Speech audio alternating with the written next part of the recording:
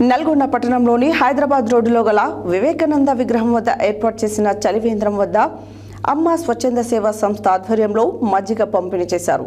ఈ కార్యక్రమానికి ముఖ్య అతిథులుగా Sai Naisa multi speciality hospital MD doctor Rapol Anil Kumar, ప్రముఖ న్యాయవాది డాక్టర్ పజ్జూరి స్వామిగౌడ్, హనుమాన్ దీక్ష మొదటి మాలధారుడు వెంకటయ్య గురుస్వామి పాల్గొని మజ్జిగ పంపిణీ చేశారు.